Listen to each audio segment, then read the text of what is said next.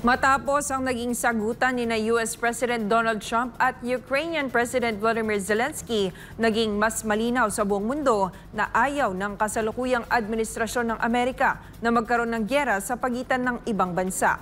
Kaya para sa isang geopolitical analyst, sana'y magsilbi itong babala sa Pilipinas. Si Almar Forzuelo sa report. Noon pa man ay malinaw at matibay na ang paninindigan ni US President Donald Trump na nais niya ng kapayapaan sa kanyang mga kampanya hanggang muli itong nanalo bilang Pangulo. Bukang bibig nito na kanyang aayusin ang kanilang bansa. Sa kanyang pagbabalik, marami na kaagad ang kanyang ibinabang kautusan na tila hindi pasok sa panlasan ng iilan. Kabilang narito ang pagpapahinto ng military aid sa bansang Ukraine. At ngayon, balak pa ng Amerika na ipatigil ang sanctions na ipinataw sa bansang Russia. Ang mga nabanggit na hakbang na ito ni Trump ay paraan niya para matigil na ang matagal ng digmaan sa pagitan ng dalawang bansa, digmaan na kumitil ng maraming buhay. Kaugnay nito, sinabi ng geopolitical analyst na si Herman Camentong Chu Laurel na kung patuloy na maniniwala ang Pilipinas sa mga propaganda ng deep state ng Amerika ay hindi malabong matulad ito sa bansang Ukraine. Tangan yan ang mensahe po sa ating lahat. Huwag na po tayo magpaloko diyan sa propaganda ng kanluran, ng mga warmongering grupo sa loob ng Estados Unidos na may kasabwat po na Filipino proxies po dito.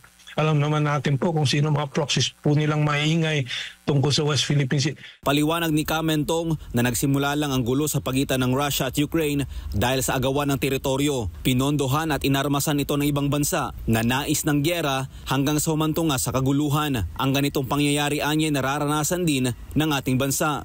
Meron ngayong mga balita ngayon na kararating lang daw ng frigate na gawa ng South Korea para sa Philippine Navy and so on. Hindi po yan naiba doon sa ginawa po nila sa Ukraine. Pinaghandaan po nila since 2014, binigyan ng armas, binigyan ng mga kagamitan, tinaining ang mga sundalo para ilunsad yung gera laban sa